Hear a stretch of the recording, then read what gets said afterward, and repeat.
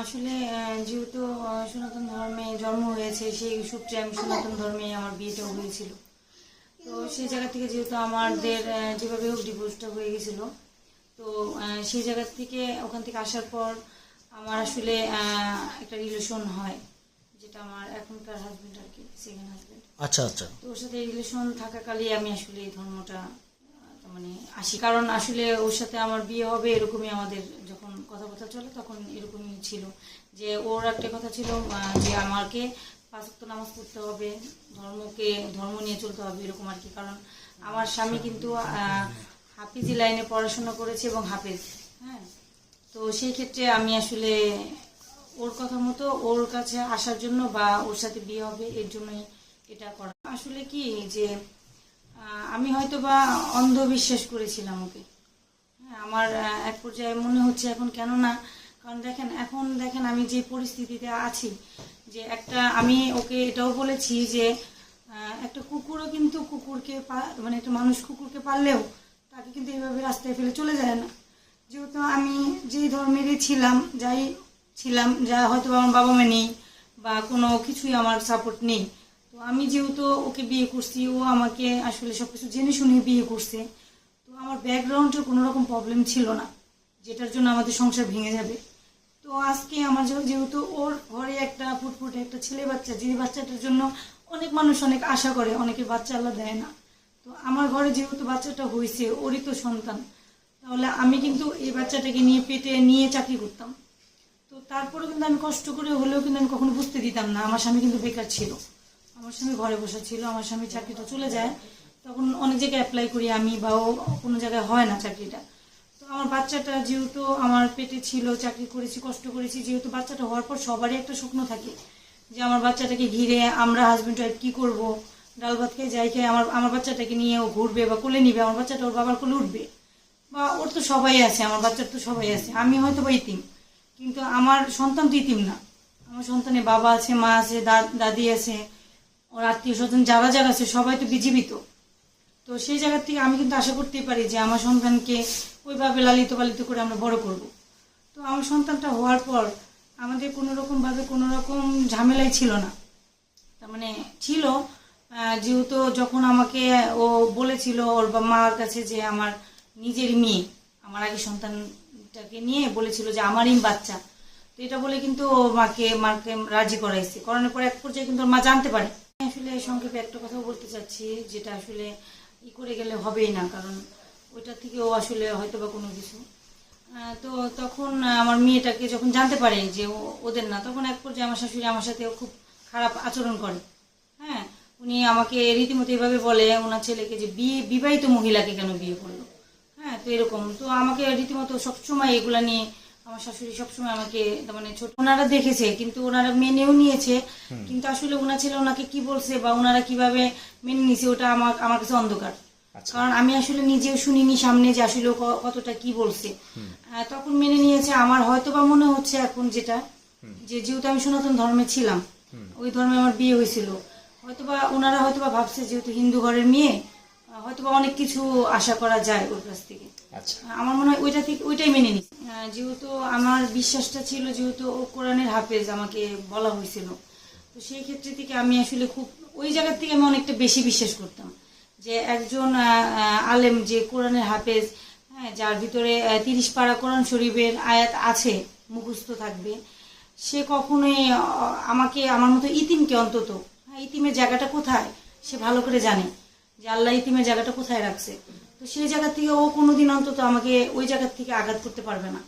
হ্যাঁ, এটার জন্য কিন্তু আমি ওকে আসলে বিশ্বাস বেশি করি। আর দ্বিতীয় কথা হলো ধর্মীয় যে কাজগুলো, হ্যাঁ, নামাজ পড়া, কোরআন শরীফ পড়া, এগুলো আসলে কি নামাজটা এবং দোয়া আমি আসলে কিছু কিছু নিয়েছিলাম আর কি, যখন আমি মুসলিম হলাম আর কি, তখন আমি একটা তালিমে যাই আপু, হ্যাঁ, ওই আপুর কাছ থেকে কিছুটা আর কি ওনার কাছ থেকে শিখাই। শাইতানির রাজিম, বিসমিল্লাহির রহমানির রহিম, আলহামদুলিল্লাহি রাব্বিল আলামিন, আর রহমানির রহিম, মালিকি ইয়াউমিদ্দিন, ইয়াকা না'বুদু ওয়া ইয়াকা নাস্তাইন, ইহদিনাস সিরাতাল মুস্তাকিম, সিরাতাল লাযিনা আন'আমতা আলাইহিম গায়রিল মাগদুবি আলাইহিম ওয়ালাদ-দাল্লিন, আমিন।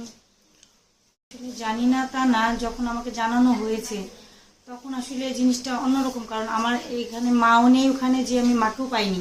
আমি ঘটনাস্থলে গিয়েছিলাম ওখানে, তো যাওয়ার পর আমার মাও নেই এবং আমার বাবাও নেই, কিন্তু আমাদের যে পুরনো বাড়িটা ছিল, হ্যাঁ, ওই বাড়িটা এখনো আছে, যে অন্যরকম করে করা ওই বাড়িটা, হ্যাঁ, পুরনো বাড়ি আর কি। তো ওই বাড়িটা আমার আমার ছিল, বাবা কাকা 2 ভাই ছিল, আর আমার কেউ ছিল না, তেমন আমাদের বংশে কেউ ছিল না। তো সেই পর্যায়ে আমার বাবা মারা যাওয়ার পর, যখন মারা গেল তখন তো আমার 10 মাস বয়স, তখন তো আমি ঢাকাতে এক আশ্রয়ে আছি আর কি। তখন আমার কাকা ওই বাংলাদেশের এই জায়গাটা বিক্রি করে এই উনি আর কি ইন্ডিয়াতে চলে যায়, আমার কাকা আর কি ইন্ডিয়াতে চলে যায়। তো তখন তো আমি এতটা ছোট ছিলাম যে আমার পক্ষে কিন্তু জানা এবং কোনো কিছু আর কি দেখা, এগুলো কিন্তু আমার সম্ভব না। যখন আমি জানতে পারলাম তখন কিন্তু কিছুই নেই আর, কারণ বাংলাদেশে কিছুই নেই, সব কিছু ইন্ডিয়াতে। তো আমি আমার বাবার নাম, মার নাম এবং আমার বংশ আমি সবকিছু জানতে পারি ওখানে, যে কিন্তু কেউ ছিল না। ইন্ডিয়াতে যে আপনি সবকিছু জানতে পারেন? না, বাংলাদেশে জানতে পারি, ইন্ডিয়াতে আমার কাকার বাড়ি আছে, কাকার সাথে দেখা হয়েছে আমার, কিন্তু আসলে এখন জায়গা সম্পত্তি বা অন্যরকম ভাবে ওইভাবে ওনারা আমাকে নিতে পারে নাই, কারণ যেহেতু ছোটবেলা থেকে আমাকে দেখেনি ওনারা। সম্পূর্ণ মিথ্যে কথা যে আমি ইন্ডিয়ান নাগরিক, না, আমি বাংলাদেশের নাগরিক। আমার বাংলাদেশে, আমার বাবার বাড়ি বাংলাদেশে, আমার জন্মস্থান এবং বাংলাদেশের ভোটার আমি। আমার বাংলাদেশে পাসপোর্ট এবং আমার আইডি কার্ড। একটা বিজনেস করার চেষ্টা করি আর কি, যেহেতু ইন্ডিয়া যাওয়া আসা হয়েছে আমার চিনি, তো ওইভাবে আসলে কিছু করে আমি যখন আমি দাঁড়াচ্ছিলাম, কিছুটা আমি করে ফেলতেছিলাম, কভার করতেছিলাম নিজেকে, তখন দেখা গেছে যে এই যে আপনার আমার বেবিটা আর কি, আমার মেয়েটা তখন অসুস্থ ছিল, নিউমোনিয়ার পেশেন্ট ছিল। তো আমার ওকে নিয়ে প্রায় হসপিটালে যেতে হতো। তো ওই সূত্রে ওইভাবে হসপিটাল থেকে আমি ও আমার হাজবেন্ডের এক ফ্রেন্ডের ধারায় ওকে আমি চিনি, ঠিক আছে, এখনকার আমার যে হাজবেন্ড আর কি। তো ওইভাবে চিনার পর ও আমার নাম্বারটা ওর বন্ধুর কাছ থেকে নেওয়ার পর ও আমার সবসময় আর কি আমার সাথে যোগাযোগ করতো, আমাকে কথা বলতো, ভালো মন্দ এগুলো জিজ্ঞেস করতো। তো আমি কিন্তু এতটাও তখন পাত্তা দিতাম না, যেটা আসলে সত্যি কথা, কারণ যেহেতু আমাকে ঘা খেতে হয়েছে একবার, তো সেই জায়গা থেকে এত সহজে একটা মানুষকে চিনি না জানি না তাকে মেনে নেওয়া একদমই সম্ভব আমার পক্ষে অন্তত না। আর আমার জীবনটা কি আর 5টা মেয়ের মতো না, যে আমি এখান থেকে চলে আসলাম, আমাকে আবার বাবা মা সাপোর্ট দিবে, আমি আরেকটা জিনিস করতে পারবো বা ওখান থেকে আবার চলে আসবো, এরকম কিন্তু না আমার জীবনটা।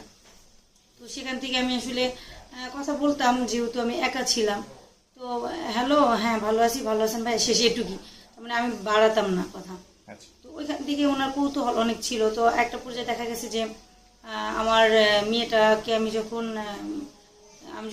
জবটা আমার যখন বাড়তেছে বা বিজনেসটা বাড়তেছে, তখন আমার মেয়েটাকে আমি কাছে রাখতে পারতেছি না। তো তখন আমি একা আলাদা একটা বাসা নিই। বাসানোর পর আমার মেয়েটাকে আবার রেখে আসি, কারণ আমার কথা ছিল বাসা নিজে নিলে ওখানে যদি আমি একটা মানুষ রাখতে পারি, তাহলে আমার মেয়েটা আমার কাছে থাকলো, সারাদিন পর তো রাত্রে এসে পাবো আমার মেয়েটাকে। তো আমি ওরকম কাউকে পাইনি, এর জন্য আমি আমার মেয়েটাকে বাড়িতে রেখে আসছিলাম আর কি। বাড়িতে বলতে যারা আমাকে পালছে তাদেরই এক আত্মীয়র বাড়িতে, তো ওখানে আমি খরচ দিব এরকম আর কি। তো তখন ওখানে রেখে আসার পর ও আমাকে প্রায়ই আমার এই হাজবেন্ড ফোন দিত যে এখন বেবি কোথায়, হ্যাঁ, বা আমি এখন কি করতেছি, হ্যাঁ, বা কি খাচ্ছি, এগুলা সবসময় খোঁজ খবর নিত আমার। তো নেওয়ার পর দেখা গেল একটা পর্যায়ে ও আমাকে জানালো আর কি, যে আমাকে নাকি এক দেখাতে ভালো লেগে গেছিল। তো পরে আমি হেসে দিয়ে বললাম যে ভালো লাগলে কি করতে হবে এখন, আমি কিন্তু এরকম না ঘুরবো ফিরবো বা সময় কাটাবো, টাইম পাস, ওইটা আমার জীবনে নেই। তখন ও আমার কাছ থেকে শুনতে চায় কি ঘটনা আমার জীবনের আর কি।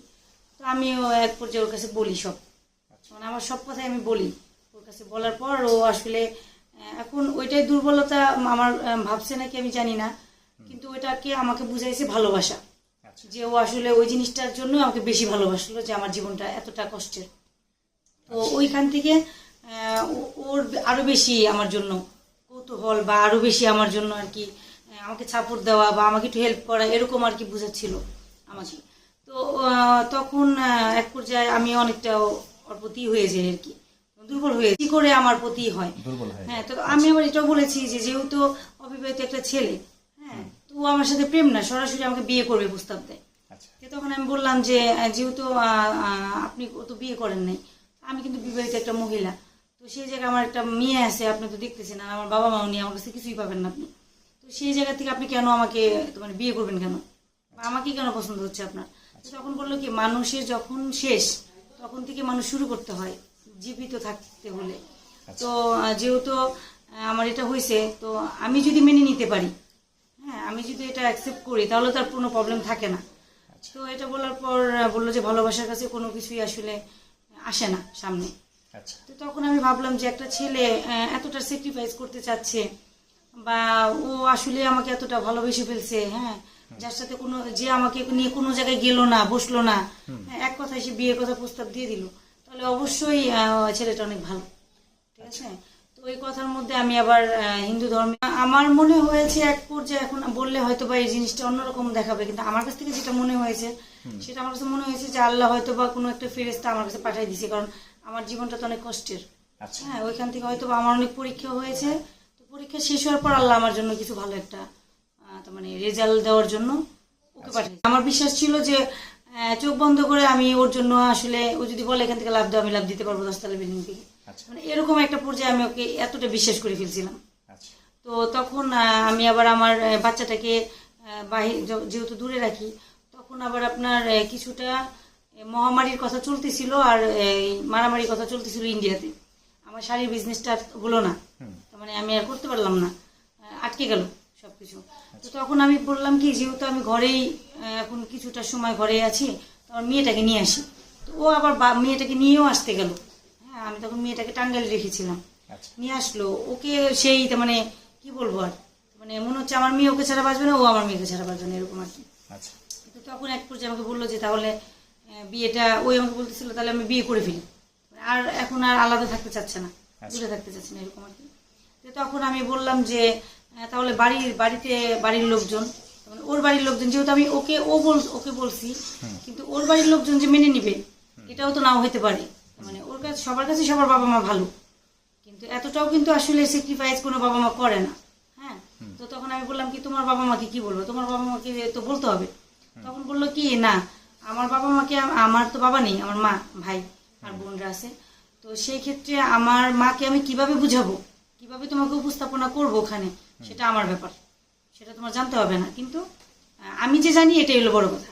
আমি আবার এটা ভাবলাম, যেহেতু বিয়ে করব, আমার স্বামী যেহেতু জানে, তাহলে তো আদার্স কে জানলো কি না জানলো সেটা আমার কিছুই যায় আসবে না। কিন্তু আমাকে ও এই বিষয়টায় কথা বলতে দেয়নি, কারণ ও নিজেই আমার সামনে বলেছে যে মা, ফোন দিয়েছে আমার সামনে, ফোন দিয়ে বললো যে মা আমি কিন্তু একটা কথা তোমাকে বলতে চাচ্ছি, কিছুদিন ধরে বলতে পারতেছি না, আমি কিন্তু বিয়ে করে ফেলছি। ওইটা বলছে আর কি মাকে। তখন বলে বিয়ে করে ফেলছিস মানে, পরে বলতেছে হ্যাঁ একটা হিন্দু মেয়েকে বিয়ে করছি, তো তুমি যদি আপনি যদি মেনে না নেন, কিন্তু এখন বলতেছি এই কারণে আমার ওই ঘরে একটা কন্যা সন্তান হয়েছে, মানে এই সন্তানটা ওর, এটা ওর মাকেও বলছে আমার সামনে। বলার পর ওর মা বলছে এটা কিরকম কথা, তুই বিয়ে করছিস, বাচ্চা আছে, তাহলে তুই কেন জানাস নি আমাদের। পরে এখন ওর মারে বলছে তাহলে ওকে নিয়ে আসবো। তো ওর মা বলছে আবার যে তোদের কি কাগজপাতি কোনো কিছু আছে বিয়ের, যেহেতু বিয়ে হয়েছে, বাচ্চা আছে, হ্যাঁ। আর ও যেটা বলে ওর মা সেটাই মানে মেনে নিচ্ছে আর কি, দেখলাম। তখন বলতেছে আচ্ছা ঠিক আছে, মেয়েটার সাথে আমাকে কথা বলাই দিবি, দেখবো আমি, আর বিয়ের কাবিন থাকতে হবে, এটা ওর মা আর কি বললো।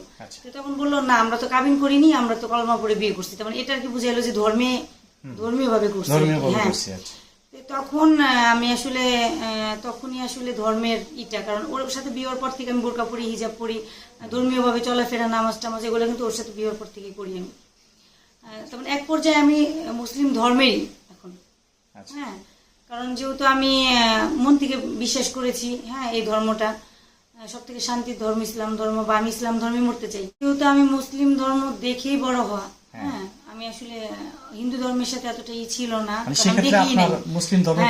তো আমি মুসলিম ধর্মটাকে আমি ভাবতাম এটাই ধর্ম। আচ্ছা ঠিক আছে, তারপর আমরা তো আর কি তারপর থেকে ধরেন এভাবে আর কি ও যেহেতু বলার পর আমাদের বিয়ের একটা ডেট চলে আসলো। ওর মা, ওর ভাই, ওর আপু আমাকে মানে দেখলো আর কি, ভিডিও কলে দেখলো, কথা বললো। ওর ভাই আমাকে সামনাসামনি দেখলো, আমার মেয়েকে দেখলো, দেখার পর আমার মেয়েকে কোলে পর্যন্ত নিয়েছে। তো কথা বললো, বলার পর ওনারা তো খুব খুশি আমাকে দেখে, মানে পছন্দ করেছে আমাকে বউ হিসাবে আর কি, মেনে নিয়েছে। তো তখন আমাদের আবার এক পর্যায়ে হলো কি, ডেট হয়ে গেল যে এই তারিখে বিয়ে হবে আমাদের, শুক্রবারে বিয়ে হবে, আর বৃহস্পতিবার দিন গায়ে হলুদ হবে, এরকম একটা। মানে যেহেতু আমি ওর ফার্স্ট ওয়াইফ, তো সেই জায়গা থেকে কিন্তু ওরও কিছু একটা হয়তো বা ইচ্ছা থাকতে পারে। হ্যাঁ। তো সেই জায়গা থেকে আমি আবার কি করলাম, ওই আমার একটা ছোট বোন ছিল আমার সাথে দূর সম্পর্কের, ওরে বললাম যে যাই হোক আমি যে গায়ে হলুদ বা মেহেদি এগুলো যেন তুমি ওরে পড়াই দেবো, কারণ আমি তো যেহেতু লজ্জা তো আমার লাগবেই, কারণ আমার তো এটা ফার্স্ট না।